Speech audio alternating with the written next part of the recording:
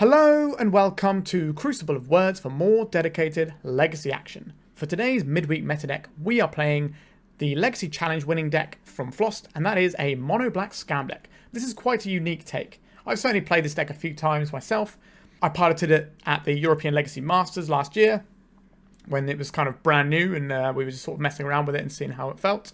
But things have kind of solidified over time, but this one takes a bit of a departure and I really like some of the stuff that's going on here. So, for those who are unfamiliar with what the scam package is, it's basically like your griefs and your Troll of Khazad-dums, really. So your good black creatures that put themselves in the graveyard, and then you reanimate them. So turn 1, grief your opponent, reanimate it, take 2 cards out of hand, end up with a 3-2.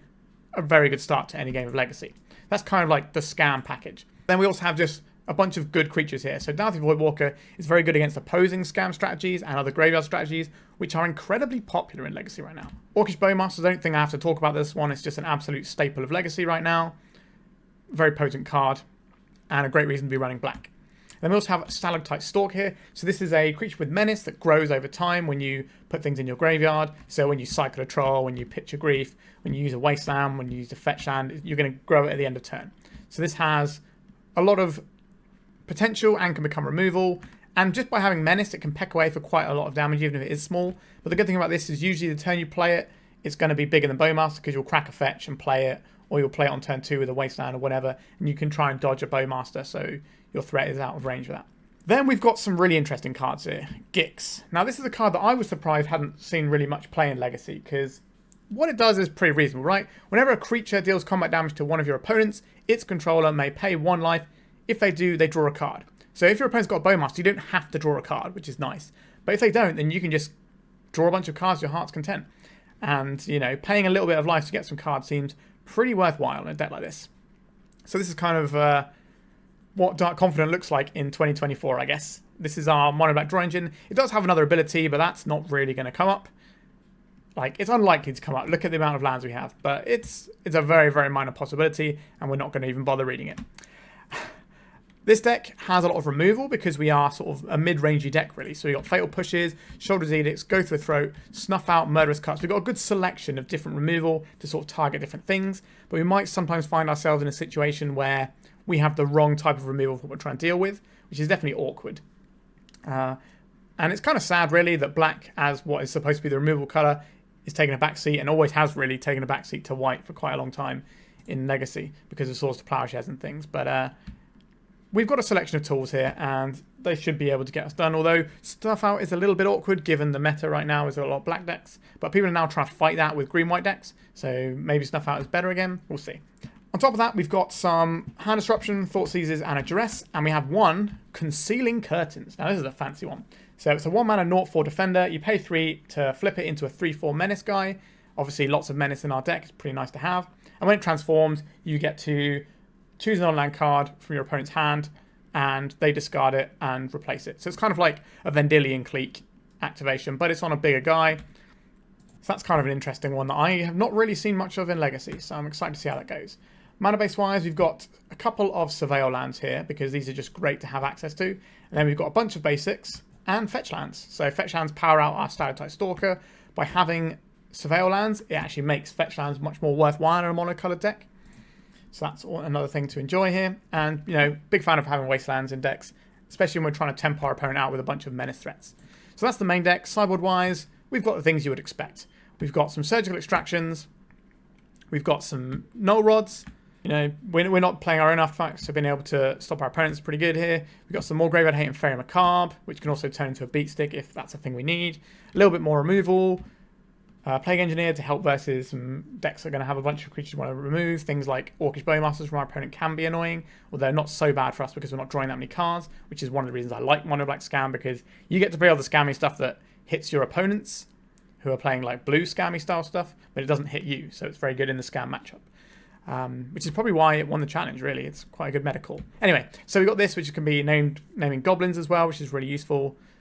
We have some opposition agents to stop things like Doomsday and some of these decks that are going to be shooting for things, Knights of the Reliquary and Green Sun Zeniths and stuff. And then we have 4 Dark Ritual, which you might be saying, why is this in the sideboard? I kind of like this. So the format at the moment is a little bit mid-rangey, where you trade resources a bit and then you kind of stick something and see if you can ride that to victory.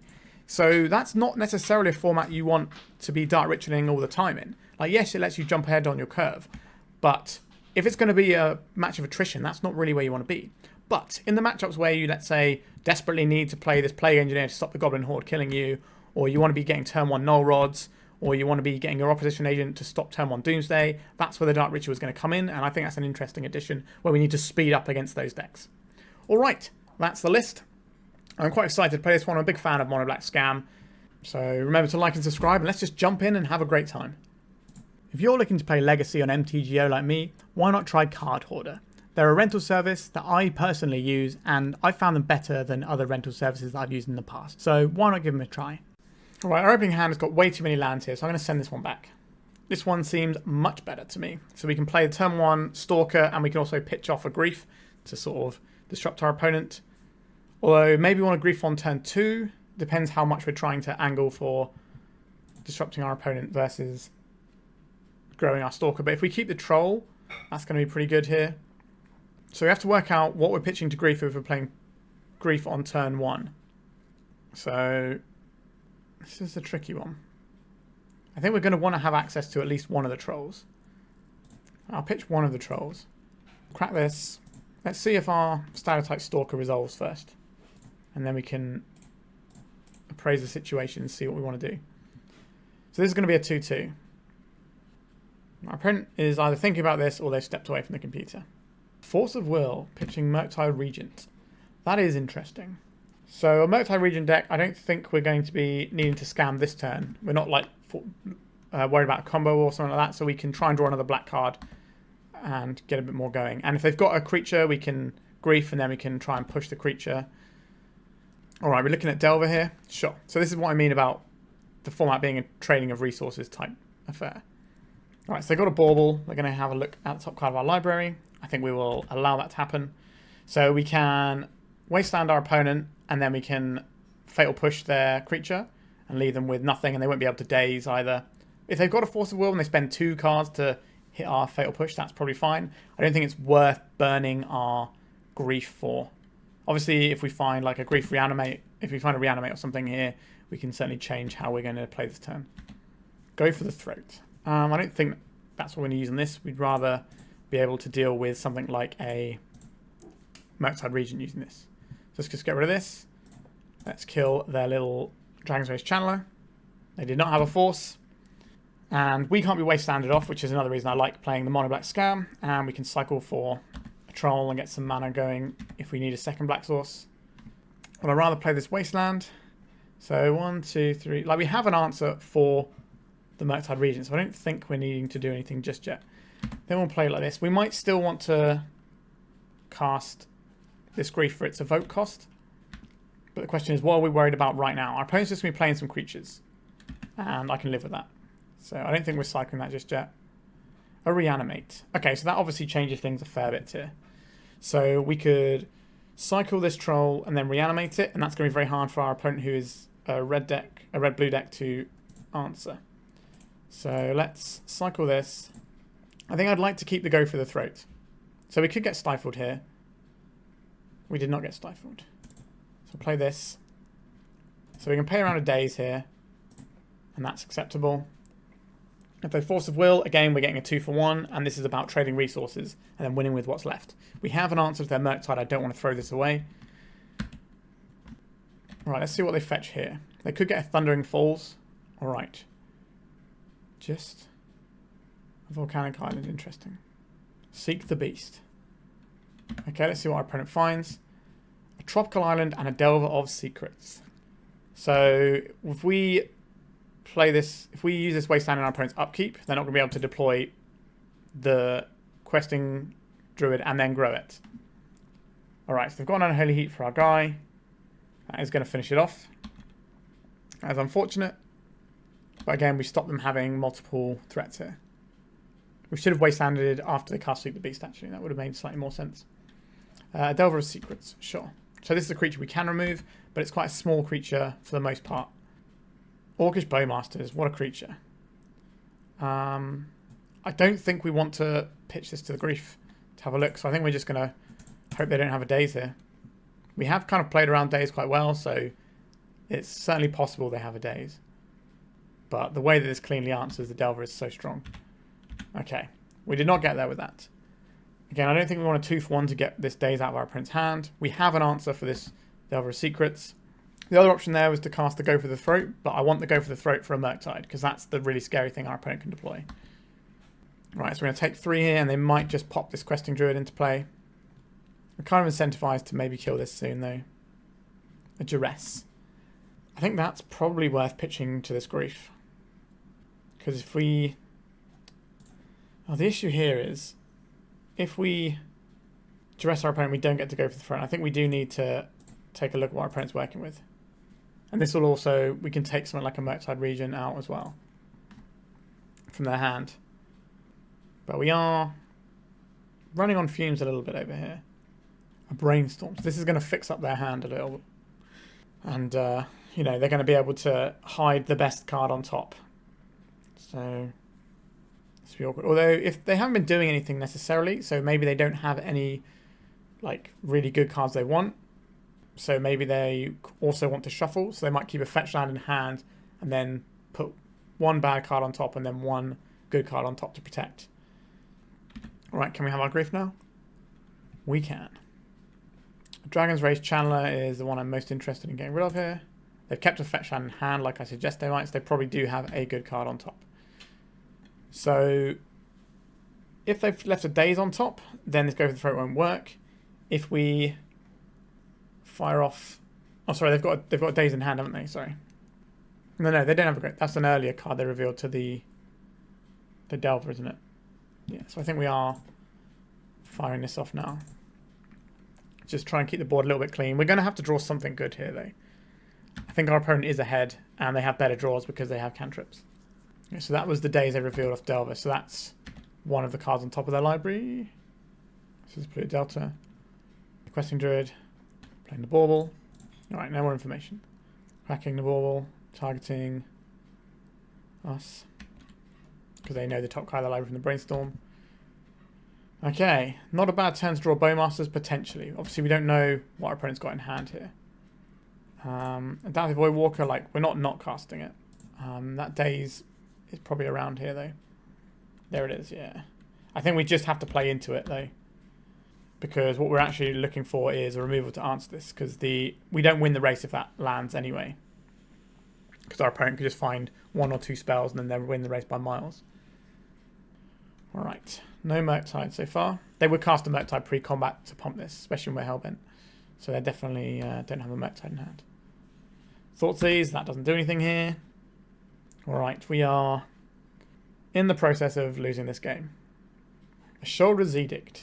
I think we cast this in our opponent's upkeep. Each opponent sacrifices a non-token creature. So this way, if they have to interact with it, they won't have the mana up for the rest of their turn. Alright, they had a Forced Negation. Okay. So now we're on a 2-turn clock, so we do need to find another piece of removal. A Lightning Bolt kills us here. Feels like they've got something. They failed to find. Interesting. Volcanic. Volcanic. And these 3. Interesting. That doesn't do it. Alright, so we are donezo on that one. So let's try improving our chances from the sideboard. So Plague Engineer is kind of an interesting one sometimes because you can play a Plague Engineer and it stops a bunch of their guys coming into play. So I think that's an interesting one that we can look at. I would definitely like some more removal. The graveyard hate we have here isn't really what I'm about. I think we're better off removing their creatures rather than trying to mess with their graveyard with stuff like Faerie Macabres or whatever. So these are 3 things I would be interested in having in. What doesn't look so hot here?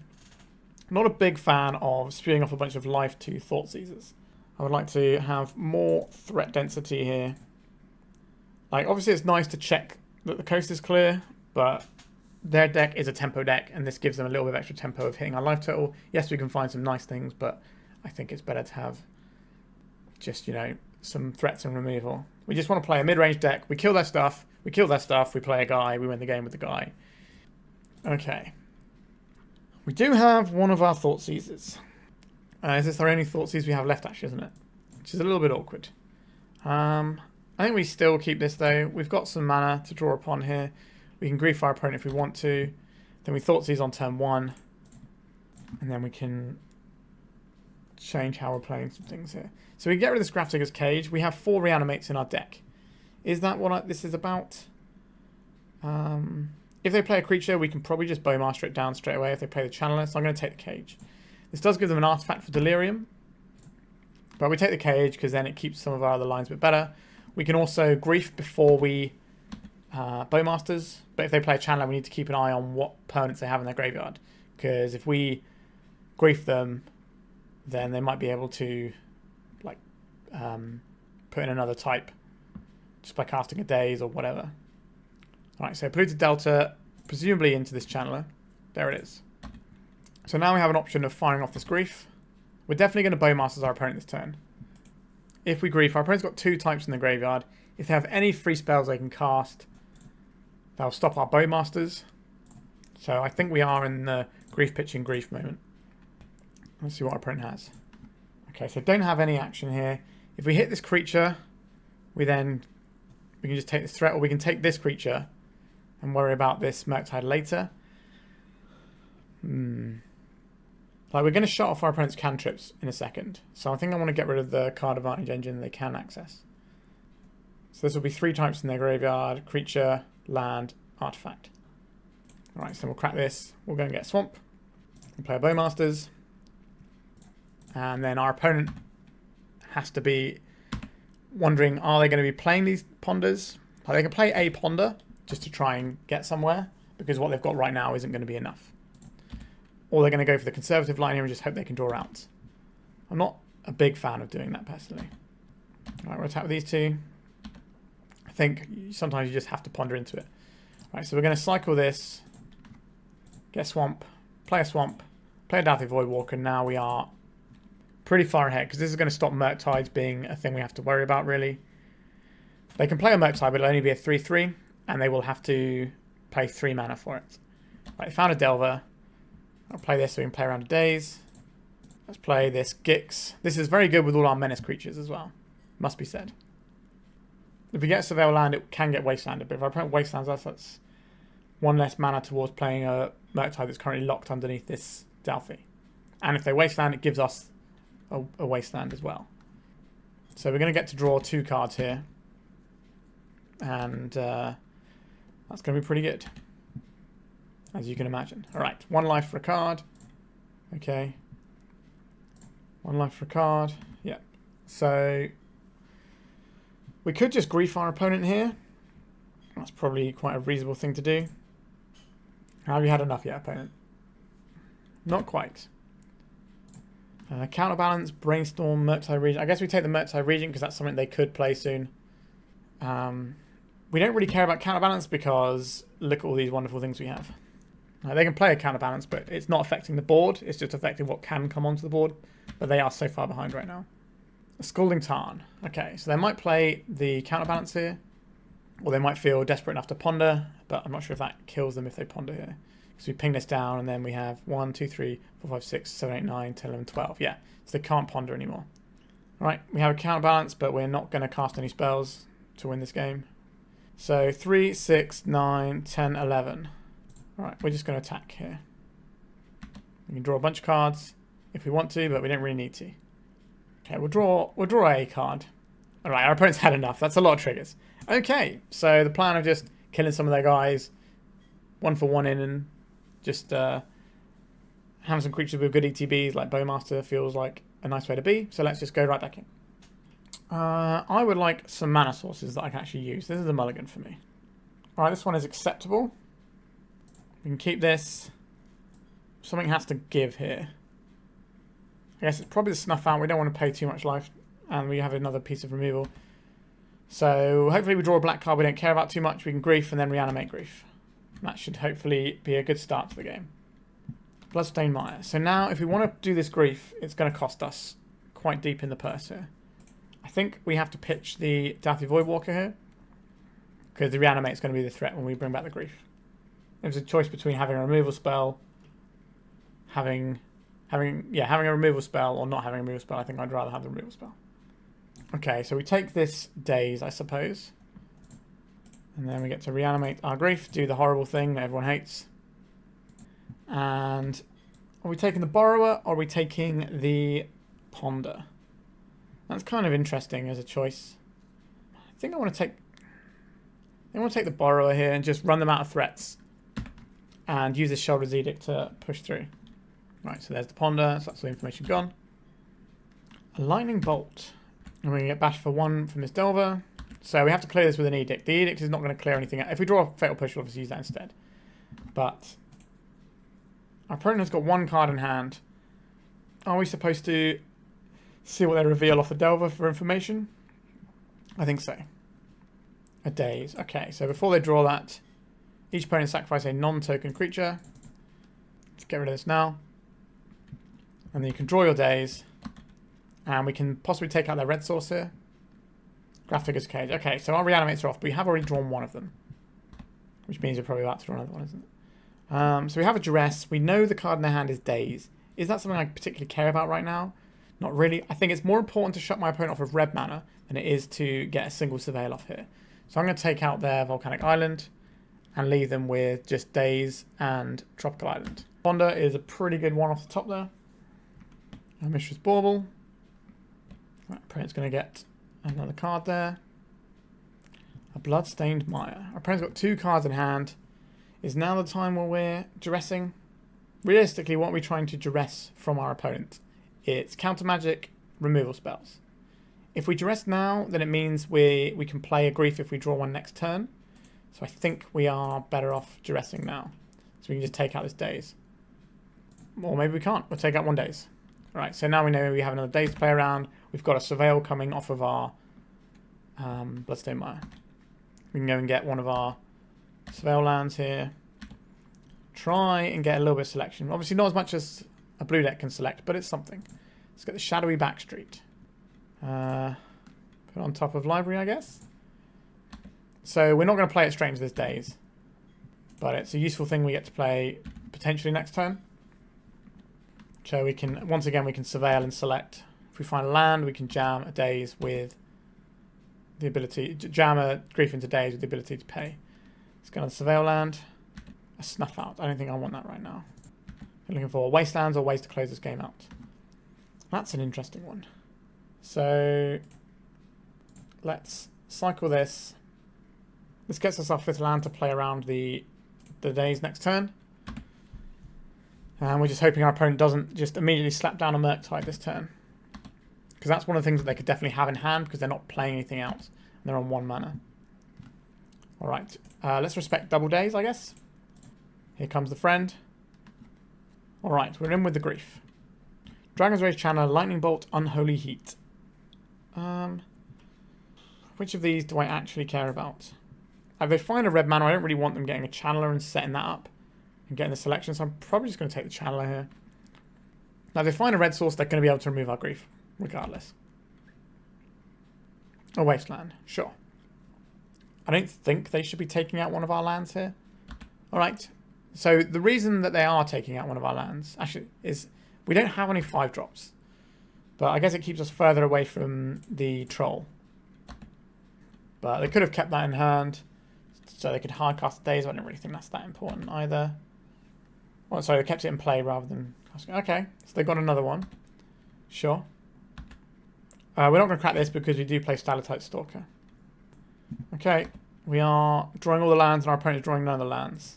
So we need to close this game before they unlock the red cards in their hand, otherwise we're probably going to lose this one. We don't have any more Surveil lands to fetch. Don't have anything exciting to get with our swamps. Grafdigger's Cage, sure. Okay, we have the friend. Okay, so at least we have their next threat answered, so I'm not worried about just getting clocked by a big Murktide over 2 turns. I'm just going to see if we can win this little slog with the Grief. A single Ponder probably wins this game for our opponent at this point. That was not a single Ponder. How many lands can we realistically draw? So these can still be sacrificed, even if they don't find anything, just to pump our Stalker. So what have we got left? 1 swamp, I think, left on our deck. So I guess I'll take that to take it out of the deck now. We can just sacrifice these to pump our guy when the time comes. Our opponent is unhappy that they haven't drawn any mana sources. That is legacy sometimes. They also haven't drawn any cantrips, so we can count ourselves lucky. So they have 1 turn to find it now. Otherwise, we have 6 power in play. Right, they found it this turn. So they get to kill one of our creatures. Or they can play a Murktide and try and... No, they can't block here because our creatures have Menace. So this is just going to be an Unholy Heat or a Lightning Bolt. If this was a turn earlier, then we'd be in a lot more trouble. But they will be able to kill both of our creatures. We're going to put them to 1 to do so. They're getting rid of the Dauthi because that has more text than a 3-2. And also the Unholy Heat can clean up the grief if for some reason their graveyard gets removed. Whereas, I suppose it can kill the other guy as well, actually. Alright, let's put our opponent to 1. And it's the race to drawing the Bowmaster. We have 2 removal spells in hand, so I'm not worried about losing the game in the immediate future. Reanimate is a terrible draw for us. There's 3 of them in our deck. All of our creatures are good here. Actually, that's not true. We don't have enough mana for the Troll left in our deck anymore. So Troll will be a bad draw. Snuff Out. Alright, I'm happy to hardcast that when the time comes. It's going to be a weird one. It's going to be a Big Daddy Murktide. We're going to cast the Snuff Out for 4 mana here. Certainly feels like our opponent is doing some Murktide in. How big is it going to be?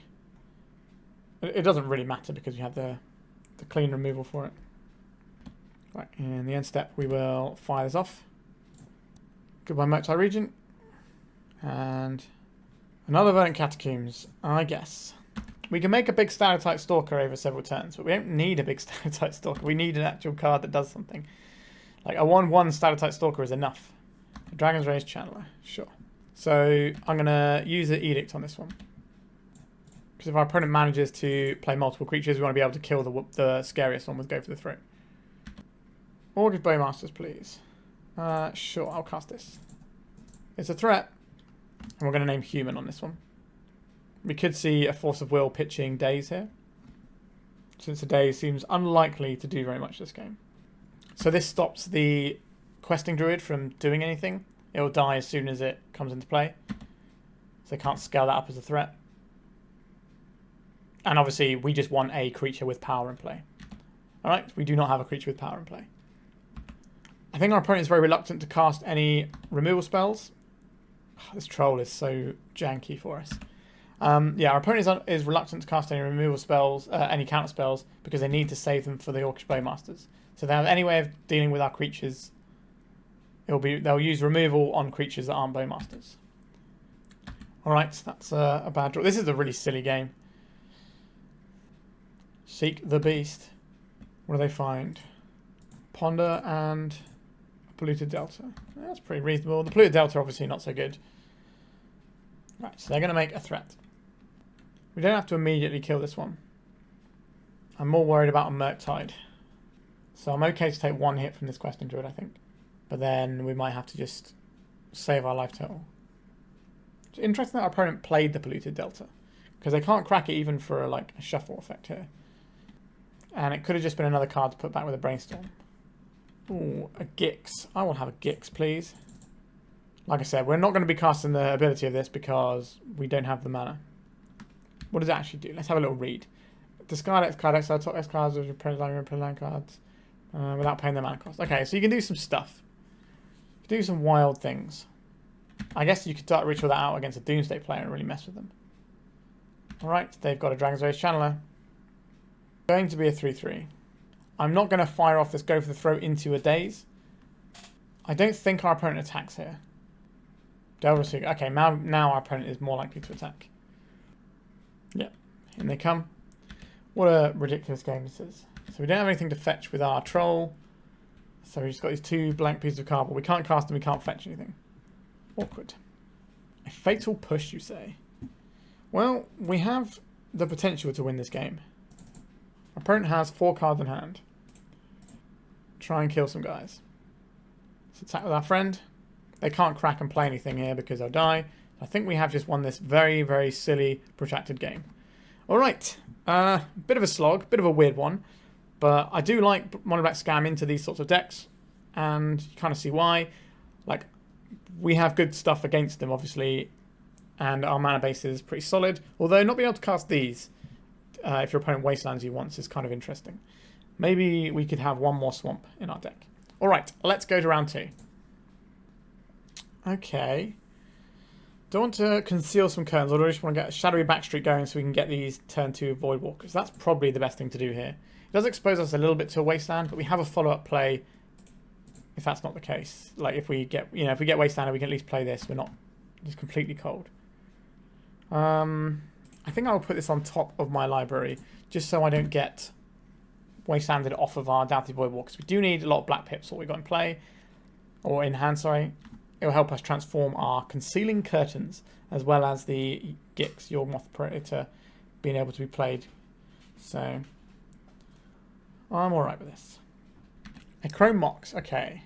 What flavour of Chrome Mox decks are we looking at here? I think the most common Chrome Mox decks is going to be like mono red goblins or prison. So we'll see what materialises out of this one. A Shatterskull Smashing. A City of Traitors. We're getting Goblin? Namesticker Goblin. Okay. This feels like a matchup we're going to want our Dark Rituals. Okay, so they low rolled on that one. That's quite handy for us. But they could still play like a Battlecry Goblin and kick it. Or they could play a Ringleader, draw a bunch of cards. Right, Battlecry Goblin and kick it. Sure. So this is going to be, what, 7 damage? Because they attack and they make a free token. Can we come back from this? We can play a creature that doesn't block. We can play a 0/4. That's not the worst here. That doesn't really stop us from losing this game, though. It makes us lose the game slightly slower. No, we're not going to race what our opponent's doing, though. I think the play here, weirdly, is going to be Wasteland the City, play the Curtains. Try and disrupt our opponent. Prevent 3 damage a turn, perhaps. Like, Dauthi Voidwalker not being able to block is definitely annoying in this situation, because I'd happily trade a 2-mana card with one of their goblins. They might just pump here and attack for a whole bunch. That seems pretty strong, yeah. So what's his 6, 7, 8, 9? Yikes. Right, we can block some damage here. We can't transform this. Next turn, they attack us for 11. And we get to block 3 of that. So we are dead if we can't find something that either blocks or kills one of their guys. Nope, we're dead. Alright. All they've seen us play is a Concealing Curtains and a Wasteland. That's a little bit sad. So I think this is a matchup where Plague Engineers and Dark Rituals are pretty good. Obviously, a bit more removal is pretty necessary. Opposition Agent is good for Matron, but not good for a bunch of other stuff. So that is something we have to decide upon here. So the Dauthi Voidwalkers look a little bit ropey in this matchup to me because they don't trade at all. Okay, so Duress can go. I'm happy to like do the grief scammy stuff against our opponent. That seems fine. I like Thoughtseize to take out like the big play. I think that's pretty reasonable. I think it is Dauthi Voidwalkers that go here, as sad as that is. We want to keep all of our removal in.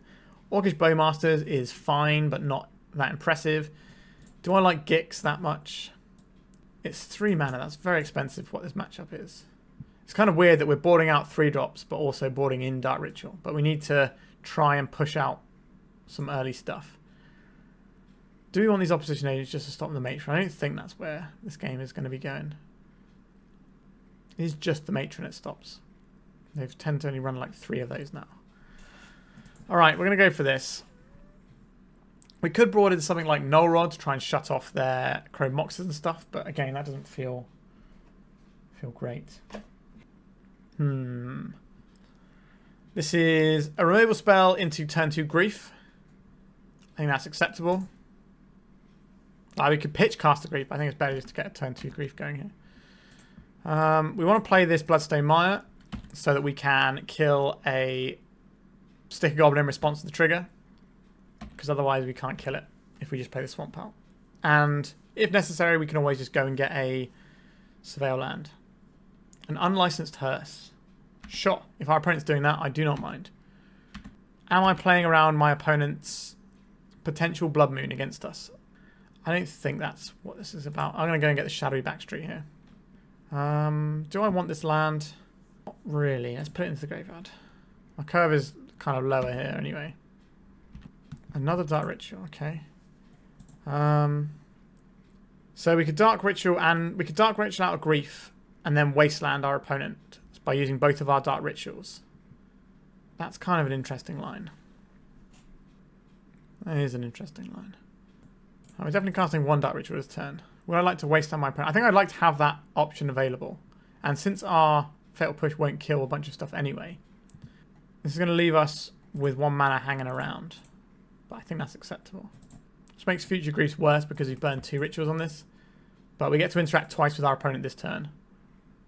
With some amount of stuff there, isn't there? I think the Bombardiers is pretty sketchy here. If we take out a Spirit Guide, they play land, Simian Spirit Guide. They can't play a threat this turn. Is that good enough though? Or are we supposed to just work through these threats? Can we work through all these threats? We have 3 pieces of removal. But this makes me not want to fire off the Fatal Push, the Wasteland now. But I think we have to fire off the Wasteland, right? Oh, yucks. Yuck, indeed. Rabblemaster is the most damage. Bombardiers is kind of irritating for other reasons. Yeah, this is a horrible one.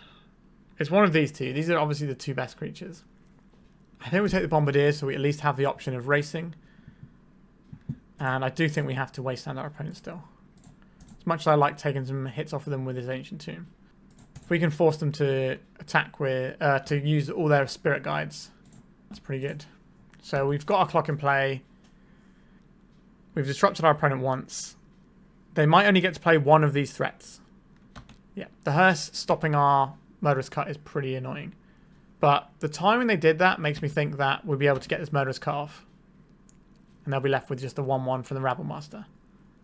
An Ancient Tomb here could be a little bit sketchy. That could give them threats 2 turns in a row, but no, it's just the Cavern of Souls. Are we going to see 2 Spirit Guides pitched here? I think they're going to want to get on board. Yeah, okay, they've gone for the weaker creature. That's interesting. That is interesting. Our opponent has a mystery card. Ah, they're crewing the Hearse. That is interesting. Do I want to trade my Grief for their Hearse? No. Be my guest opponent. Oh wow, they're just not... That's really interesting. Oh, okay, they did it so they didn't lose their Goblin token. That is interesting. Okay, so we can't Fatal Push this one, but we can Fatal Push the Hearse later on down the line. So I think we want to get rid of this while we can. So black, black. 1, 2, 3. Let's just say no to that right away. Get ourselves a little bit of damage in. If we find any sort of fetch land, then we can turn our Fatal Push on to kill the Rabblemaster, but they have to draw mana to actually cast the Rabblemaster. They need a soul land. Yep, you can make your Hearse bigger. They've got a land here. If they've got a soul land here, then I think they are up quite far ahead. But if they brick, then we're all right. We'll take 1 here, but that's fine. Our clock is certainly much more significant. And we get to stop this with Concealing Curtains, so we don't take any damage from it for a little while. So this doesn't trigger Revolt. So Revolt is when a permanent leaves a battlefield. But we are still swamp cycling here. It's kind of interesting.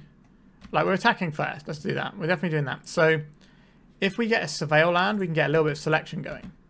But we don't get to hold up this Fatal Push if we do that. If we're playing the Curtains as well. So I think we are just going to cycle this for a basic. Also means that like random Blood Moons that may or may not exist in our opponent's deck don't ruin our day. So Concealing Curtains, play off of this just in case we lose any of our mana sources. We want black. And we're not taking 1 from the Goblin anymore. Obviously the Hearse is getting bigger, but if they crew the Hearse, we get to just wipe it out with a Fatal Push. And if not, we can, if they don't do anything this turn, we get to transform our Concealed Curtains and bash for half our opponent's life total. A Cavern of Souls. Have they got a Spirit Guide or a Mox to go with this? Because they wouldn't have played a Mox last turn if they had one, if they didn't have anything to cast, because you wait to see what cards you draw in case it changes the dynamics. Alright. Another Troll. Is that what I want here? Am I just going to transform the Curtains? Alright, I think we're just going to transform the Curtains here. Right, we may as well go and get a Swamp here. It's basically free. Unless we wanted to save it for a future Stalactite Stalker or Surveil land. But obviously not this turn if we're doing this. Rabblemaster, Legion Warboss. So they got 1 of each. So we now know that they cannot crew this because this requires crew 2. So we do get to rumble for 6 points of damage. That's half our opponent's life total. If they play someone like a Legion Warboss, they might be relying on this Unlicensed Hearse. If they crew it, we just push it, and then that's Actually, yeah, they can't even do that because they have to double block our creatures, right? So, yeah. Now, obviously, they have a large hearse. If they can crew it this turn, they can do a big whack, but they probably can't afford to do that because we have 6 evasive damage. So, I'm not really sure what they're looking for. A Fury is reasonable here. I don't know if they're running Fury. They might be running Pyrokinesis, which again is also reasonable. It can take out one of our creatures. And that stops them from dying for a turn. And they can also, if it's Fury, they get to crack in with the hearse, which is a big deal. They can do like half our life total if they have a Fury here. And then all they need to do is crew the hearse one more time. And we could die, so interesting. Alright, they found a Simian Spirit Guide. So they've got the War Boss. Alright, so this has to attack. But then they can double block one of our guys and take 3. This is what they have to do here. If we fatal push this guy, then they'll just activate the hearse. So that's not what we're doing here. Sheoldred's Edict, though. That is a real one. Okay, so each opponent sacrifices a non-token creature. So they're going to lose their War Boss here. But they're probably going to activate their hearse in response. And then we can kill the hearse, and then our Menace guys can just sail through for the win. That's a big boy. Just kill this, and then we bash for lethal. So that's the game. Alright. So I like the plan we went for there. So I think we're just going to try it again. Alright, we finally found a Stalactite Stalker hand. So we have some free removal, which is the exact amount of mana I like to spend on removal. So we're probably doing turn 1 Stalactite Stalker, which will grow because of the fetch land. Then turn 2 Orcish Bowmaster, potentially to ping something down. And then we're just going to see how things unfold from there. Snuff Out is a free removal spell in terms of mana, but 4 life can be a lot in this matchup. But usually whatever we're killing is going to be dealing us more than 4 damage, like a Battlecry Goblin or a Sticker Goblin that's going to smash us for a whole bunch that turn, like putting a Muxus into play or whatever. Or, you know, if we kill a Rabble Master, that's going to be a whole lot more value than losing 4 life there. Alright, so we're going to keep this, and it's our opponent's turn first. Let's see how this one goes.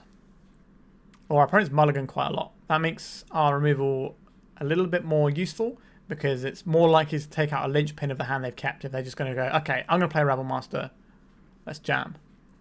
Now, we don't get to stop the Rabble Master before it does anything if they have a turn 1 Rabble Master.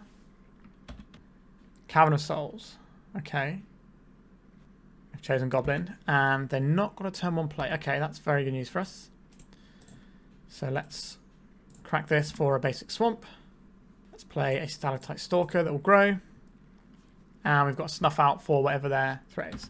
They've got a lot of, like the Legion War Boss isn't a normal thing you would see in a lot of Goblin decks. So our opponent might be more towards Stompy rather than full-on Goblins. But I guess we did see the Battlecry Goblins as well, so maybe it's just a different build. Right, Wasteland would be quite a nice build, quite a nice draw here. A Broadside Bombardiers. This doesn't get to shoot anything this turn. Do I take 2 damage from this, or do I just say no? Because the Orcish Bowmasters can kill it next turn. So I think I take 2 from it this turn. And then we try and use a combination of Snuff Out and Bowmasters next turn. A Chrome Mox. Okay. Well, I guess we have to do that. That's unfortunate. That was very smart of our opponent to play the Chrome Mox second. Like, they're unlikely to do anything with this other than try and use it as a shock. If we draw a Wasteland and they don't put anything behind this, we can potentially take them off of red. So now that's an interesting thought they have. We did take 2 more damage than we necessarily needed to. Alright, yeah, they didn't put anything underneath it. So if we draw a Wasteland, we can just take them off of red altogether. We did not draw that. But we did draw a Dark Ritual. What does a Dark Ritual do for us here? How much do we want to grow our Stalactite Stalker is the question. So I think we're definitely playing out... I guess we could Dark Ritual to cycle this for a Surveil land and play a Bowmasters. But I'd rather have the Bowmasters as like a trick. So I think I'm just going to do this. We can obviously do this at instant speed. We're just not going to grow our Stalker this turn. Is that true? I guess we can... Actually, no, if we cycle one of these, we can play... Do I want a Shadowy Backstreet just a little bit more? I think we can't afford to have come to play tap lands in a matchup like this. But we can use a Stalactite Stalker's removal if we want to. We can Dark Ritual out a Bowmasters.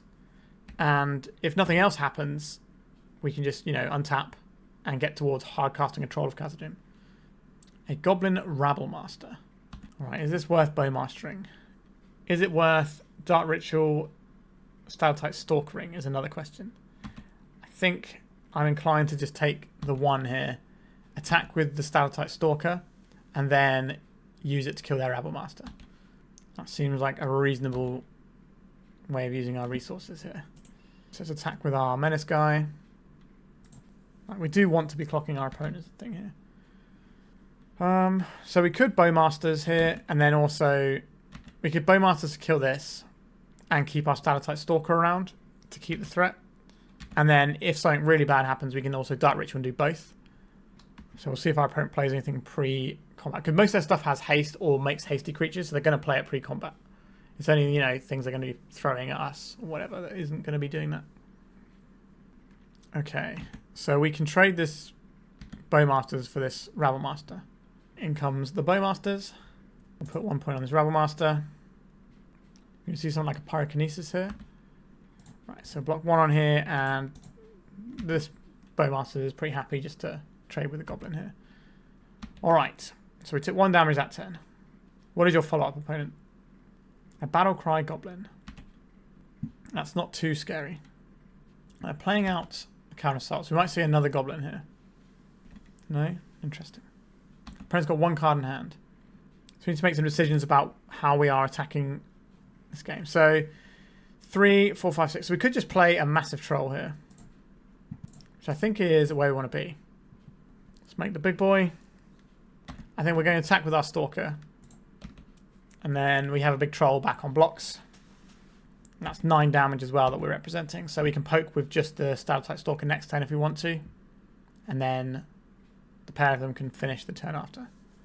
Ancient Tomb. Alright, that's life loss for our opponent if they want to take it. I don't believe they're attacking into our friend. They can't activate the Battlecry Goblin because they don't have any true red mana.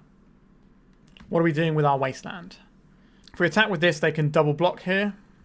Do I care if they double block our Stalactite Stalker? Interesting. I don't think I do. Like, we already have a troll in place, so let's just crash, and then both of our threats are lethal. And if we need to, we can always pop the Stalactite Stalker. We have to decide what we're wastelanding here. We're just going to take one of their red sources. We're going to take their Ancient Tomb. Their Ancient Tomb is basically off. Or is it off? If they go to 1, how bad is that for us? No, I think we don't want them to play some really big spell. I think that's what gets us here. We've got a Stalactite Stalker activation here that can kill anything up to a 4/4, so we are in the driving seat here. They can't block... Well, they can block our Stalker, but they'll lose both their guys. And they can't block our Troll without committing another guy. Alright, 2-1. The Dark Ritualing out stuff felt like a really good strategy here, and I do like that they were in the sideboard for something like this when we need to speed up a little bit. So we've seen a matchup where we didn't want them main deck and a matchup where, you know, we want to bring them in. So I think we're already seeing that slot is... not as out there as it may have looked. Yeah, this kind of does the thing we want to do. So if we throw back this Thoughtseize, I think... So we can do Grief pitching Stalactite Stalker, and then we can decide if we want to play a Stalker and grow it or reanimate our Grief. So that's a nice option to have. Obviously, we're still going to play out our Swamp. Let's play around some various bits and pieces, but we might want to get a Stalker on board while we know it can grow. Noble Hierarch off of a Tiger. That's unusual. So we're not expecting any sort of day shenanigans. Alright, so I'm going to cast this Grief. Are we pitching the Curtains? I think this is a lot of mana before it does anything, so I think the Curtains has got to go here. It's Curtains for you. Okay, so we're looking at, like, Naya Maverick. So Knight of the Reliquary is obviously a pretty scary one. So is Sylvan Library. Outland Liberator, not so bad. I think we want to take... if we take the Knight, we can reanimate the Knight and just... No, we can't find fetching lands, can we? So we're taking the Lightning Bolt and the Knight here, I think. Or do we take... We're definitely taking the Knight. We don't want our opponent to cast that next turn. I think I'm going to just play a Stalker and grow this.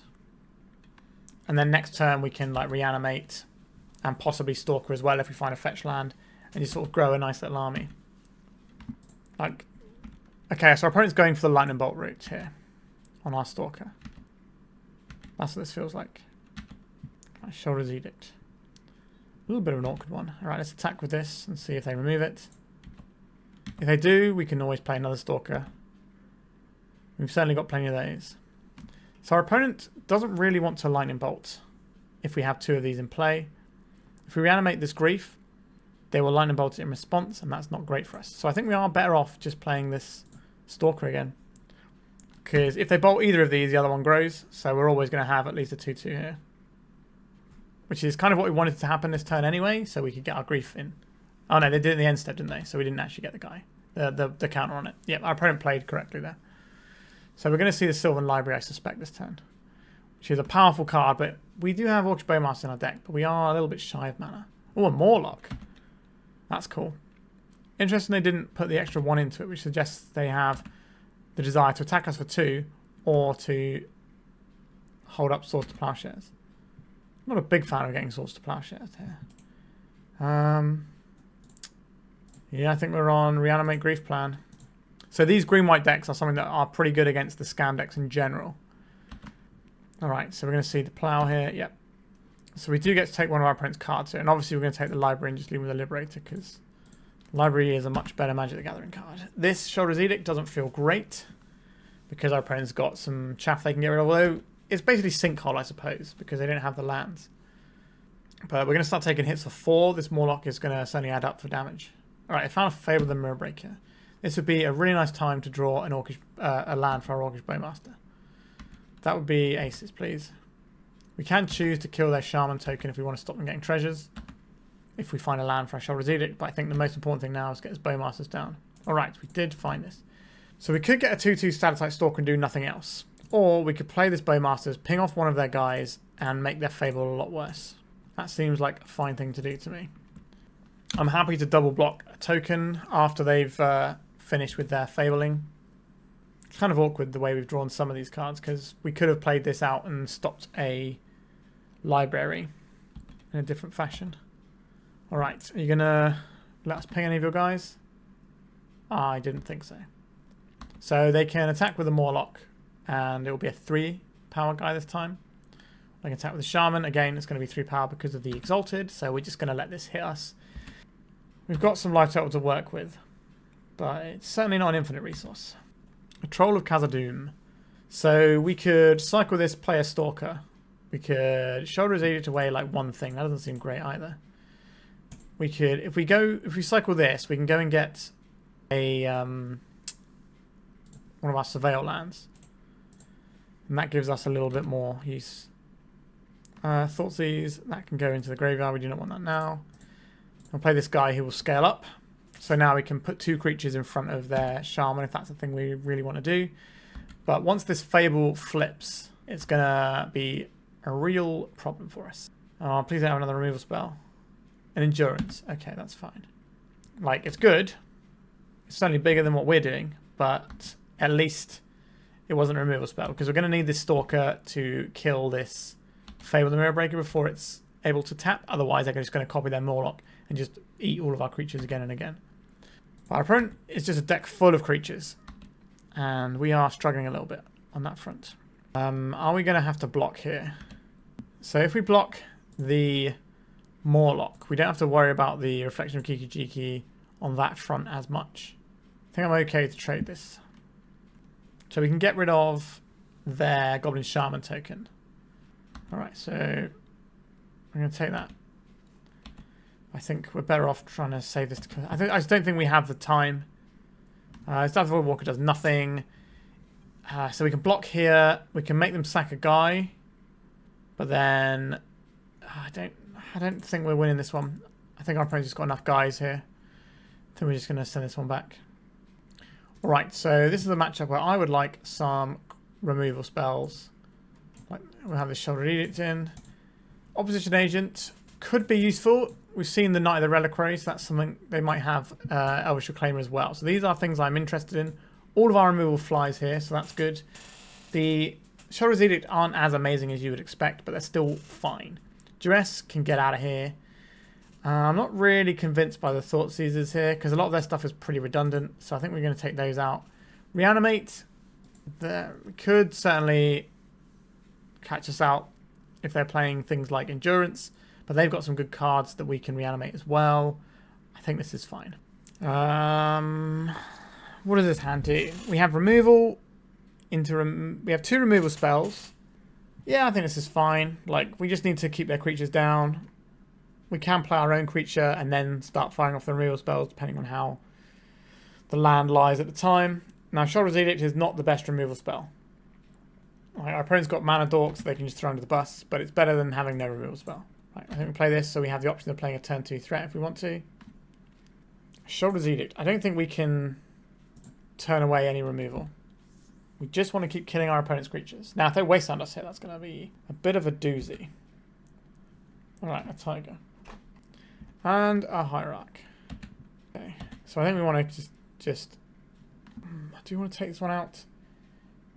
Our removal chain requires us to take out this Hierarch. Are we using a Sheoldred's Edict so we can be more mana efficient, so we might be able to fatal push something next turn, but we won't be able to fatal push the big things? I think we are just pushing this. And then we can go and fetch a Surveil land if we want to. So this is quite nice where we can play things that are a little bit behind where we are curve-wise, so playing 1-drops on turn 2. But because of the Surveil lands in the format, it means that we're still, you know, maximising our lands in a fashion. We basically get half a ponder, which is what I describe these Surveil lands as. A Scavenging Ooze. Yep, that's fine. So let's do some more surveilling. I would quite like to find another land here, just so we can lock in this Gix later on. Excellent, put on top of my library. Right. We will kill our opponent's creature whilst we can. Sacrifices a non-token creature. Goodbye, Scavenging Ooze. We will leave our fetch land uncracked in case we draw a Stalactite Stalker. We don't have any more Surveil lands either. And then next turn we can deploy a Gix or possibly a Dauthi Voidwalker plus removal spell, depending on what we draw and what our opponent does. Alright, just a Green Sun Zenith for 1. This is probably going to be an Elvish Reclaimer. No, Birds of Paradise. Alright, our opponent's telling us they want us to kill their mana dorks. Obviously that's not what they're telling us, but... Oh, look at that. Okay, so we'll play out this Dauthi Voidwalker. Our Sheoldred is always going to kill this Birds of Paradise, probably. So we may as well make sure we gets killed now, rather than later, before they get any value out of it. Because they might just play a 3-drop, and then we can't kill it with an Edict anyway. Get in the Void. Birds of Paradise. Let's swing. Oh, sorry, that's next turn we swing, really. Getting ahead of myself. Our creatures don't all have haste. Okay, so next time we can play a Gix. Or like a top-decked 4-drop, like Grief, perhaps. But if we play the Gix, we can then attack with our Voidwalker. I don't believe our opponent's going to fire this Wasteland off. If they're going to, they should do it in their turn, I think.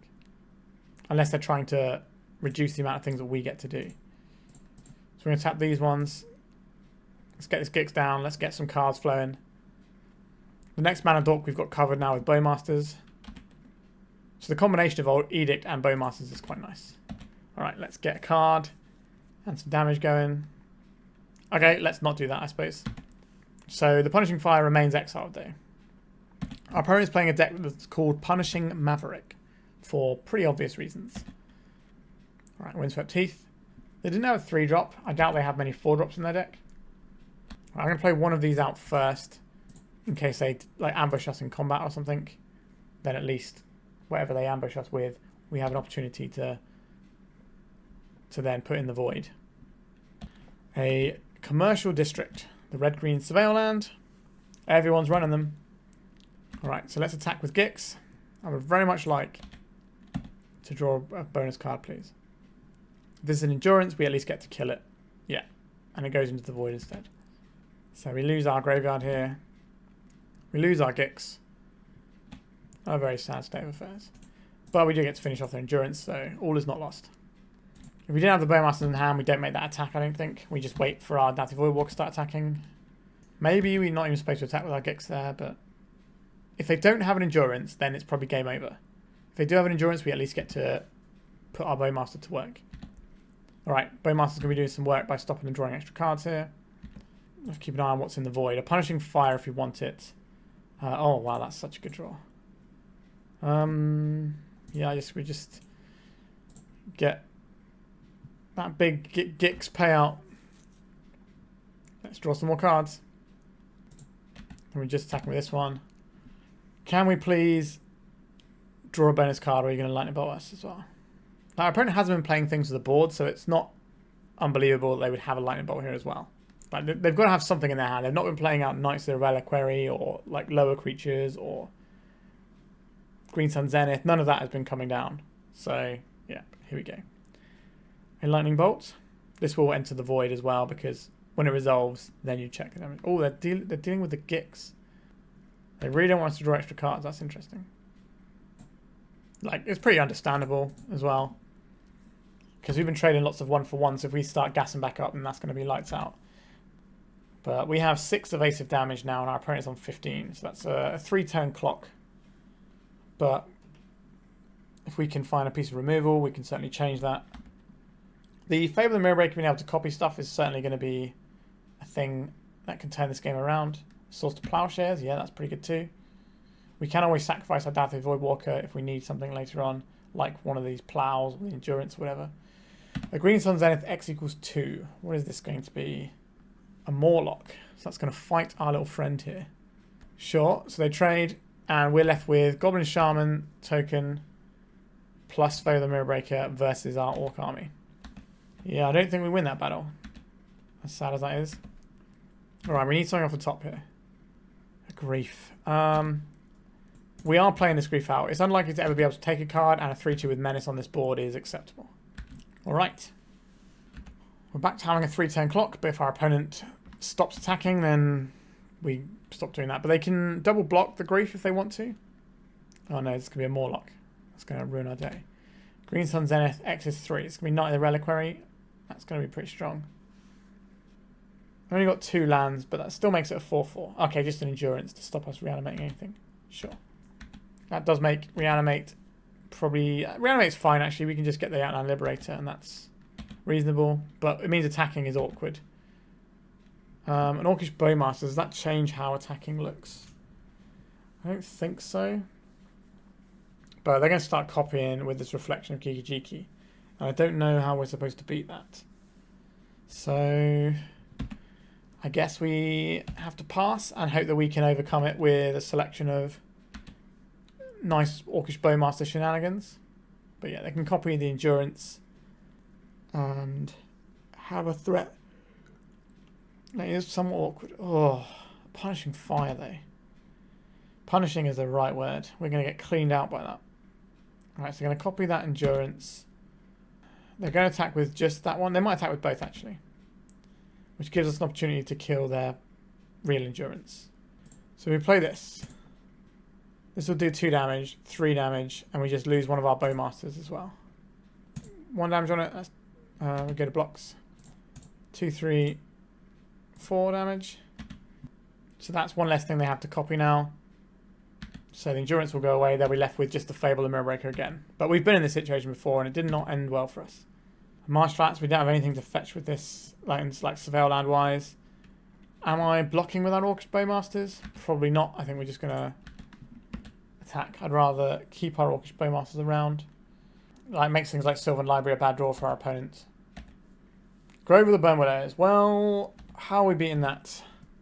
1, 2, 3, 4. The only thing that beats that is the Troll, and I don't think we're going to have time. Yeah. I think we can concede that one. Yeah, that matchup felt horrible. Our opponent just had lots of good mid-rangey tools, a bit like we're doing. Except they had a lot of redundancy because they just got a bunch of dudes. And they've got more card advantage because they got Punishing Fires, they've got the Morlock, which, you know, can kill a thing and stick around sometimes. Yeah, tough one. I think we definitely, you know, it's not like unwinnable, but it's not going to be great for us. All right, so we are 2-1. Let's go to round 4. All right, our opening hand is pretty good here. For round 4, we can make a Stalactite Stalker that grows on turn 1. We've got a Grief if we want it, but I'm not sure we do want to just pitch it off straight away. Would I like to Thoughtseize my opponent first? That seems better than possibly playing into just a plow or something here. So I think we can do that one. And our opponent, they didn't play anything on turn 1, so I'm curious what's going on over there. Alright, that's what's going on. So they have a plow, they have a Bowmasters. Yeah. Not a big fan of what I'm seeing. Is it easier for us to beat a plow or easier to beat a Bowmasters But what does Bowmasters do? It pings down our Stalactite Stalker, gives them 2 blockers. That's kind of annoying. A plow just kills one of our guys. That is interesting. Then we take the Bowmasters with the intention to possibly wasteland our opponent off of white mana, so we can do it in the first the first phase, because they obviously want to get black, because their deck is presumably like 4 or 5 colors here. This could just be like the deck that won the US Eternal Weekend or something similar. Yep, so there's a Tundra. So that is a thing we get to wasteland if we want to. And if they plow our guy, do we care that much? Probably not. Do we play Concealing Curtains? Is that a card that you want to plow? That is an interesting... but I think we just want to get the Wasteland going here. And force them to fetch badly. Because they're going to float white off of this. They didn't float. Interesting. Okay. Maybe they still get just a Tundra here. And because we took the Bowmasters, they don't care. Alright, they get Scrubland. So they get black mana anyway. But a Scrubland is going to take them further away from things like Mystic Sanctuary and stuff like that. And blue is their base colour, because that's where all their cantrips are that are going to keep the wheel spinning. So another Wasteland, if we can take out as Trop, will be in good stead. Alright, they drew a other beanstalk. This is going to be a tough uphill struggle for us. What are we going to draw? Bloodstained Mire. Okay, let's play a Dauthi Voidwalker. That at least can do some job at keeping the Murktide region in check. Well, they can make a 4/4. And it will cost them 3 mana. So we want to cast this Grief for its value. Like, we've gone way past the scamming thing. We're not going to be doing that. We're just going to be slowly going up the curve with some stuff here. So we play this Concealed Curtains, I think. It's curtains for you, opponent. It's very hard not to say that when you cast this card. I don't believe our opponent is going to interfere with this one. Alright. So in comes the Dauthi Voidwalker. Yep, another plow. Sure. So we've got Surveil Land saved up for next turn. And we can also get rid of this Troll. I think we're probably better off just griefing our opponent though. Than right, so let's turn this into Surveil Land. So yeah, I think we're better off griefing than flipping our guy. Go down the Shadowy Backstreets. A Wasteland. I would very much like this. So this is a situation where we will be doing our curtains. Let's have a look behind the curtain. We've got some action from our opponent over there. So this isn't just a straight up discard. It's like filtering their hand into being worse, rather than just actually discarding things we want. An Endurance, sure, that's fine. Our creature will get through that because it has Menace. And lose some graveyard that doesn't really do anything. An Uro, a Force of Will, a Triumph of St. Catherine. Do I care about any of these cards? I think the answer is no. Like, the Force of Will is kind of annoying. But would I rather our opponent gets a fresh look at some land or something? We take the Force of Will, that is a draw anyway. Okay, I've convinced myself. Okay, we don't get to see the revealed cards, that's weird. Okay, our opponent has they have 2 green sources, 2 white sources. They only have 1 black source. They only have 1 blue source. So I think we take out the blue source here. And then we start swinging with our big eyeball. It has Menace, so it gets to sail through the Endurance. We're going to trade some damage backwards and forwards, but we need to be the aggro because we certainly can't be the control in this matchup. So our opponent's got Uro and Triumph of St. Catherine in hand. A Misty Rainforest. Sure. So they're going to play the Uro this turn. Get deeper into their deck. Yep, there it is. And they found a land. Okay. Not a bad turn for our opponent there. And they're stuck ignoring build. Okay, so basically our work with Wastelands hasn't really come to anything. But we can cast a Grief and take this Triumph of St. Cath out of our opponent's hand. Yep, we'll take some damage here. Our creature Menace, so we can certainly build up the damage here. A Reanimate. Okay, we'll do that later. We want to take this Triumph of St. Catherine out because they can play it next turn. And this should resolve because our opponent just has Triumph and a Trop in hand, I believe. Goodbye, Big Cath. In comes our Eyeball. Now, they can just play Uro. It's obviously pretty good. So we could reanimate their Orcish Bowmasters to make the Uro a bit worse. But Uro usually beats Orcish Bowmasters because it, you know, they get to ping for once, but you've got a 6/6 and you get to draw a card.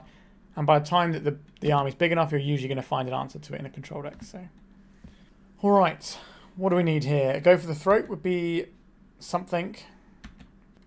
If we find a removal spell, we do get to keep beating, but we do have this life gain coming in up against us here. Okay. We could get Triumph of St. Catherine, but the problem is it's smaller than Uro. I just don't think this card is actually all that. So they removed their Orcish Bowmasters so that we can reanimate it. So if we reanimate this, it's just worse than Uro. And that's not really very helpful. If we cycle this troll, we could go and get a Surveil land. But if we draw a land next turn, we can just hard cast the troll. And our life total might be kind of important here. If we have a Triumph of St. Catherine, will our opponent attack into us? Because then we get to crack back for quite a lot on the way back. Alright, we'll get the Triumph. I'm not expecting this to do the most amount, to be honest. It does offset our opponent's swings. They have to keep 2 creatures back for our menace guys. But if they attack with just 1 guy, then what are we supposed to do? We could double block and trade a guy for an Uro, but then they get Uro back, which is why Uro is so good. We need to be able to play this troll. Maybe if we just cycled and put this troll into play, that would be better than getting this Triumph. Is our opponent attacking here? They are attacking. Interesting. That has some pretty interesting implications for how this game is going to pan out. I suspect very badly. So our opponent might have another Endurance. That'd be pretty good. Alright, so we did find the land here. We are going to attack with all of our guys here. We're not winning this game by holding back. I don't think we're winning this game full stop, to be honest. But an Orcish Bowmasters.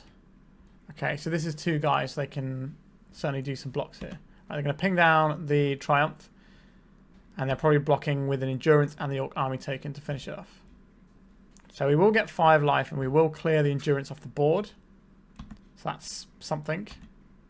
That's going to give us 5 life. That's going to put this troll into play whilst keeping our life total above 1 Uro hit. Alright, so let's crack this. Go and get... We have 1 more swamp in our deck, I believe. Alright, Troll of Khazad-dum. Okay, I think that's the game. I don't need to continue playing this one. That is enough for me. Uro is so good. Okay, so what are we doing for this matchup? More threats is good.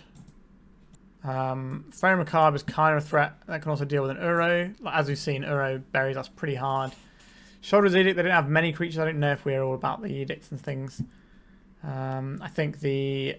Where is it? The Fatal Pushes don't look good here. They can go.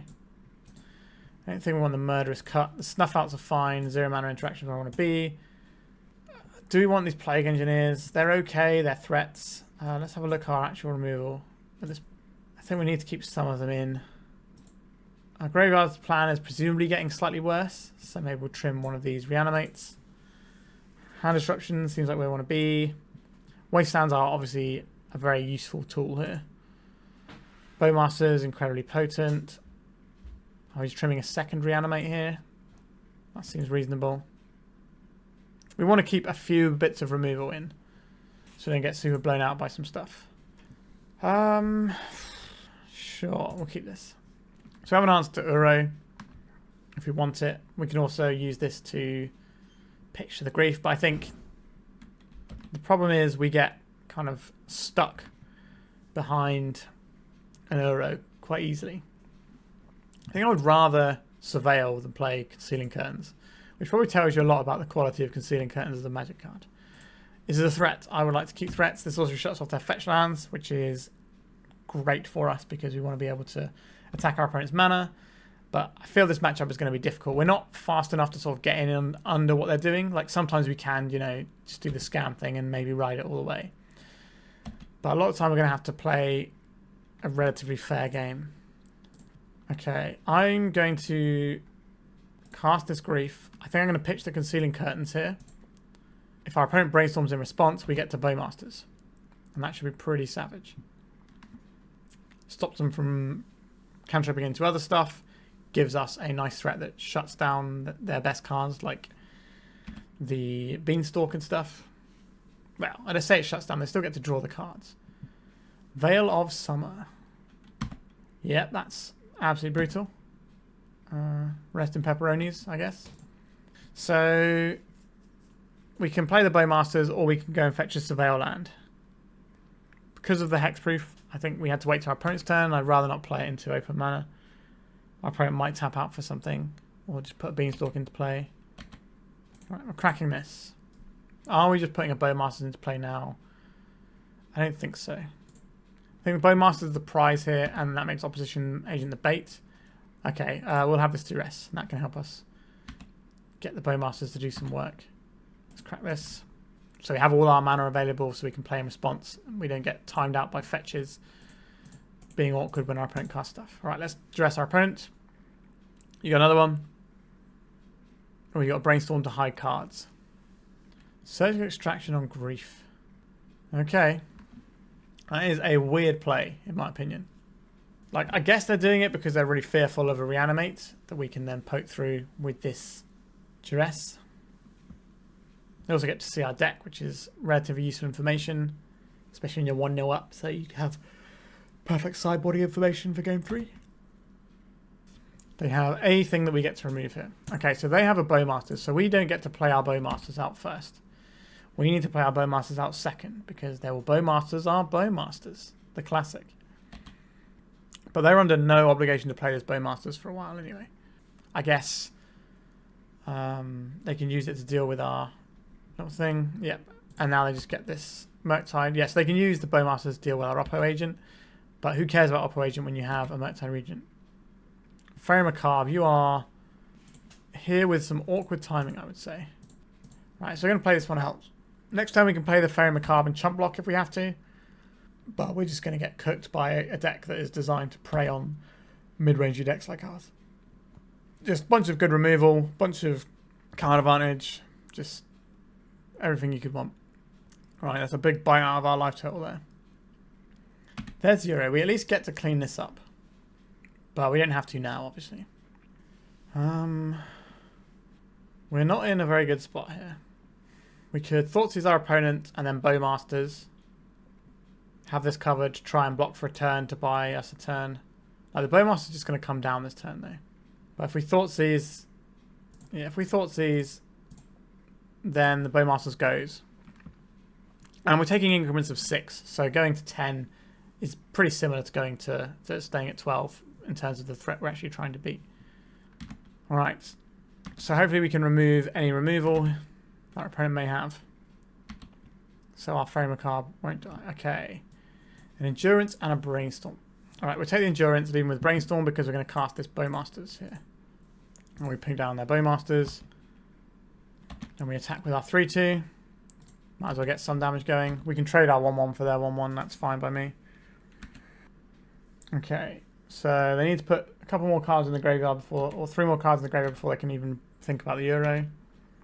And they've got 2 lands that don't cast Euro in play. But we need to play this Faerie Macabre to chump block for a turn unless we find removal. Also, the reason we hit Bowmasters earlier so Sheoldred's Edict is live to kill the Murktide. Okay, we're on 3. We're going to see the rare Faerie Macabre blocking plan. Not the best plan, but it's the only one we've got. Is it the only one we've got? Yes, Reanimate is not looking hot right now. Black, black, black. Alright. What did our opponent draw as their mystery card? Okay, if they have a removal spell, we lose.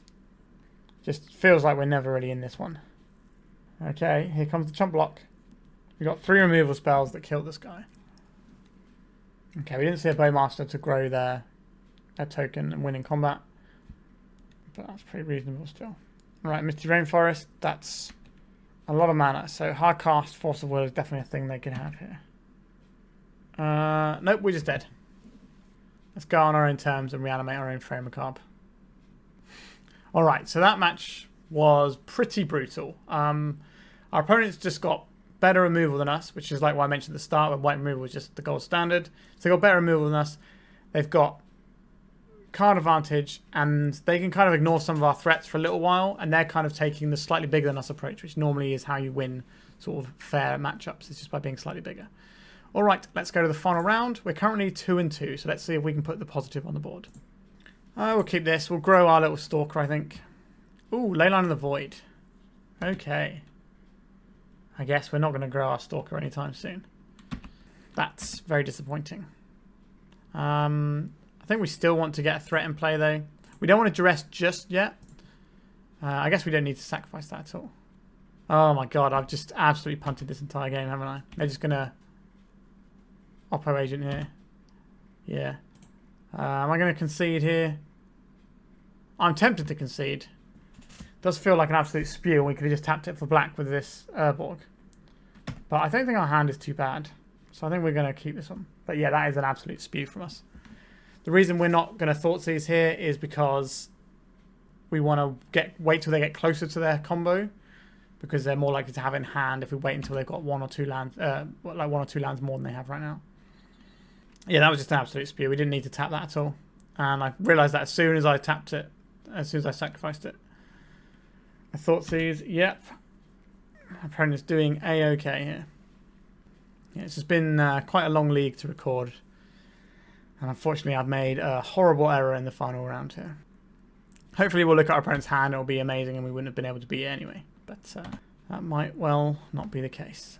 So we'll play this one out. We will have a look at their hand now. This Murderous Cut is unlikely to ever get used. If our opponent's got a good creature, we can reanimate it. A Dauthi Voidwalker. That is quite a good creature, isn't it? I'll take a Dauthi Voidwalker. So our opponent is obviously ahead right now. We can trade off Dauthi Voidwalkers because they can block each other, but just nothing else. If we draw an untapped source, we can deal with this. We did not draw an untapped source. Okay. Let's play this. Let's get our Menace guy up in play. Fatal Push. That kills a Dauthi Voidwalker. Doesn't kill opposition agent. Oh wait, no, this is just if a...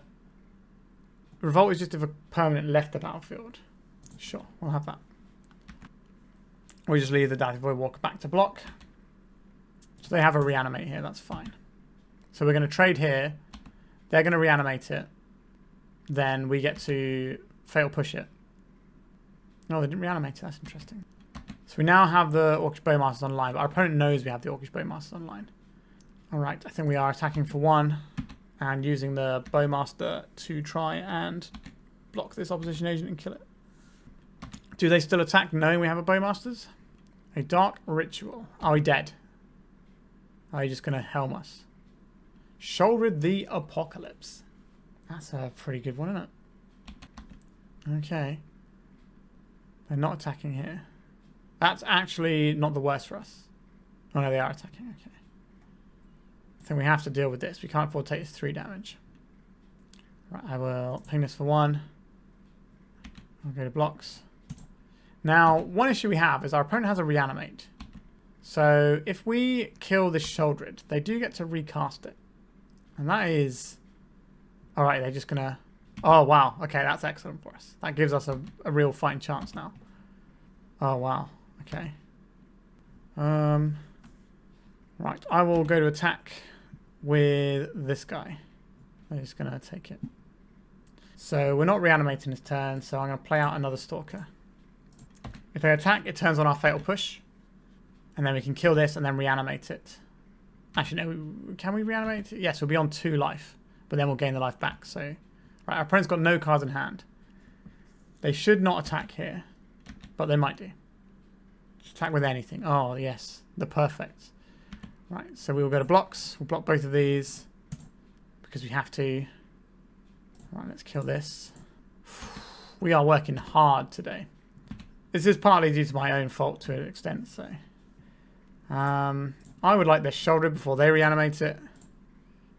We will Wasteland their Urborg so that they can't play a Helm of Obedience. And we'll pass the turn and just try and drain them out with this Sheoldred every few turns. Alright, we turn this one around a bit. Boy, howdy, have we had to work for it. Alright, Swamp, excellent. So our opponent is Hellbent. They don't get to attack here. We gain 2 life. That's very good for us. Play this, that's less good for us. I think we just poke for... We could poke for 5. We do need to get this game 1, but I would like to crack this. Okay, I'm going to poke for 1. This has got Menace. And then we can go get Surveil Land, and then our lifesteal is going to be going up to 5 then. And that's a bit more comfortable. Alright, oh my god. So we absolutely spewed by just not tapping our fetch land because they had an Urborg. Straight into his Oppo agent. But we managed to pull our way out somehow. Tough one. Okay. What would I like to do for this one? Null Rod stops their combo. So that's kind of a thing that we have to do. And removal is good. And like you saw, I think this is a matchup where we just kind of want to trade resources a little bit. We don't need to blaze out with a Dark Ritual. So I don't think we want to bring these in. Plague Engineer I like as an option. I'm not so convinced on Oppo Agent because I don't think that's going to really do much to our opponent.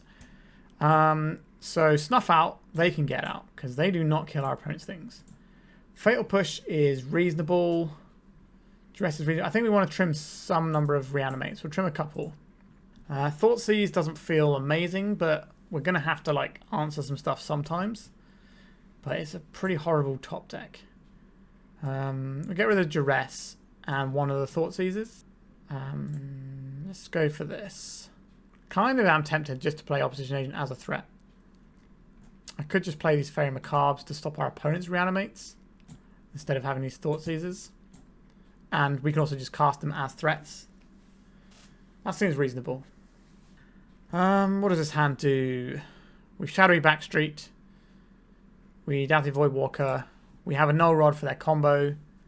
If they start with a ley line in play, we're more inclined to play this Null Rod out earlier. But now our opponent has to play a Dauthi and a thing. Alright, Dark Ritual. Dauthi Voidwalker, sure. Duress. Okay, so we're going to lose our Fatal Push. Could be our Null Rod, but it's unlikely. Oh, we took the Null Rod. That's fascinating. Okay, if we draw an untapped source... we did not draw an untapped source. I think we are just playing this out. And we Fatal Pushing our opponent? I think we are. Like, this is a combo piece and a threat for them. We may as well just get rid of it. If they want to reanimate it, we've got the Faerie Macabre they don't know about. I do not want to cycle this troll necessarily. It can make us vulnerable to reanimates. Right, there's a troll. What we want to see here is land into reanimate. That would be perfect for us because then our fairy gets to do some ridiculously good work. Alright. I would rather do this than cycle a troll right now. Removal spell is good. I'm going to leave that on top. We can always cycle it away if we don't want it. An Ancient Tomb. A Dauthi Voidwalker. Sure, I would very much like that removal spell on top of our library. So we're just kind of playing the control because we're not playing like Dark Rituals and stuff. We're just going to kill our opponent's stuff and then eventually get there with some mid-rangey beats. I'm curious how many reanimates our opponent has left in their deck. Alright, there is an Urborg. So they can start casting some pretty scary things here. Alright, there is a Grief. A hard cast Grief. Now we can beat this quite easily. This is our opponent's last card in hand. They need to find two separate things to get their combo off. I'm really surprised they took the Null Rod when they didn't have any combo in their hand. Alright.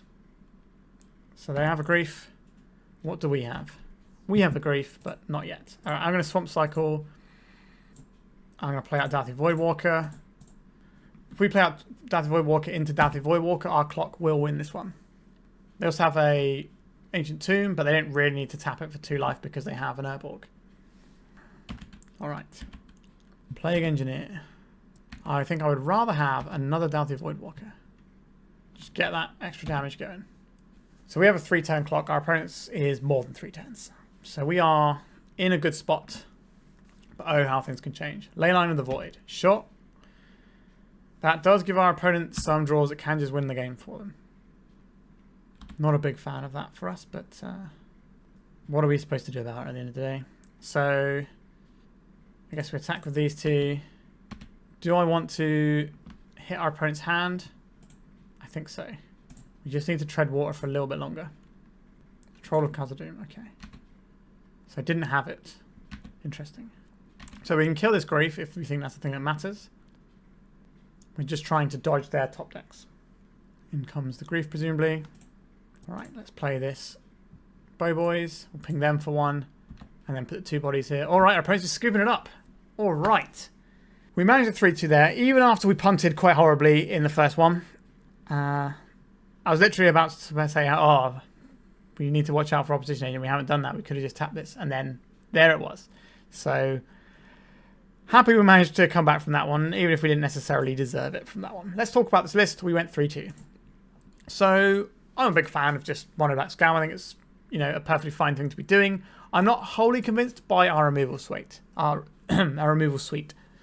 I think we have kind of a bunch of stuff here, and they're all good in different situations. And when we draw them in the right situations, they'll be great. When we don't, they won't be. And that can lead to some tension, like where you have to Sheoldred's Edict some lesser creatures, really. And then what if we don't have the mana for the Murderous Cut because our opponent's got a Leyline of the Void in play? Like, yes, we did get to pitch it to Grief, but there'll be situations where we don't have the Grief and we don't get to pitch it and we just have this dead card. And, you know, our Snuff Outs don't feel great in the format right now, but when they are good, they are, you know, pretty solid. So there's a little bit of tension there. I think we didn't really get to do an awful lot with Stalactite Stalker. I'm not sure how reliably we're scaling that up, but if it's a 2-2, that's reasonable. If it's a 3-3, that's great. So we don't need to scale it up much at the end. We're only running 3 trolls as well. Maybe we could fit in another additional troll, but I think we're also in a situation where I kind of want another swamp as well, just so we can hard cast this through Wastelands. Because that did come up for sure. We did win that game, but that was a weird series against Delver where they just couldn't draw anything for a long time. So I think we got a bit lucky there. Gix, this card seemed fine, but 3-3 is a very awkward stat line when Endurance is a card that people are playing. So that's another thing to think about. Also, Lightning Bolt is pretty good against this. If this was a 3-4 or a 2-4, I think it would be better. Obviously, if it was a 3-4, it would be better. It'd just be straight better. But I think a 2-4 would be better as well. It's just sadly not quite where I think it needs to be, but I think it's fine. Maybe this can get swapped out for something better when the new set comes around. But we'll see.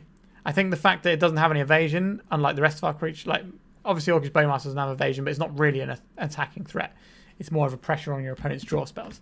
But like because our Voidwalker, Stalker, Troll, and Grief all have evasion, our one creature that doesn't have evasion is way more likely to get blocked because they're not going to have to do any other combat mass. It's just like, okay, let's just chuck on this guy. So I'm not convinced by that. Another thing I'm not wholly convinced by is Conceal Curtains. As much as I adore this card, it is quite a fun one. I don't think it's quite where we want to be here. So I think you could definitely replace this. I think there's definitely some slots, like when you're looking at some of the hand disruption here, the Gixes, and this selection of stuff. You could definitely tweak it in different ways. Obviously, depending on the meta you're playing in or what you're expecting from a tournament, you can tweak your removal, and that's pretty reasonable. But, you know, there's a lot of black creatures people are playing right now, and there's decks that play multiple creatures, like Sheoldred's Edict becomes awkward in the world of Bowmasters sometimes because your opponent just has access to additional bodies, so they can protect their tokens or their other creatures just with this 2-mana spell that doesn't really matter too much for the rest of it. So there is that. But obviously having Sheoldred's Edict when, you know, I think Dark Depth style decks are very good right now, so it's quite useful to have. So it is just an awkward one. I think black should have better removal than it does in the format is what I'm saying. Like if Source to Plowshares gets to exist, why can't black have like a 2-mana destroy target creature, no restrictions? I think that would be a fine thing to exist, especially when you look at how good threats are these days. But alas, that's just my speculations. But this deck, I think, is fine. You can certainly see where the power is, but you're definitely going to get outclassed by the decks that are a little bit bigger than you and have better draw engines, so they can just answer your creatures and then just gas up. Like we got absolutely annihilated by the Beanstalk deck, and I don't think there's much we can do about that at the end of the day. We have to kind of cheese them with Oppo agents and stuff. So that's not like Oppo agents, Bowmasters, you know, scammy stuff. We have to, you know, pull a scam on our opponent to win that one. I think most of the time they are favoured though. All right, this was quite a fun one for the midweek meta deck. I do like something a little bit different, and this is certainly out of the box from some of the decks. You know, it's not a Delver deck, it's not a blue-black deck or one of the Stompy decks, so you can do some slightly different things in this format, even though we are running, you know, the shell that everyone hates at the moment. But I think we're playing enough interesting stuff alongside it. And I think the Scam is actually in a really good place right now because of the Rescaminator deck. The Scam deck tends to be good against it because you have, you know, Dauthi Voidwalkers and stuff, as well as ability to reanimate their scary guys as well. All right, that's it for today. I hope you enjoyed this one. Remember to like and subscribe. It really does help the channel out, and we are heading towards 3,000. We're over 2,800 now, so We should hit 3,000 in like 6 to 8 weeks or something like that. So that's going to be pretty exciting. And once again, I'm so grateful for everyone watching my channel. It does mean a lot to me. All right, it's very late here. This has been quite a long one to record.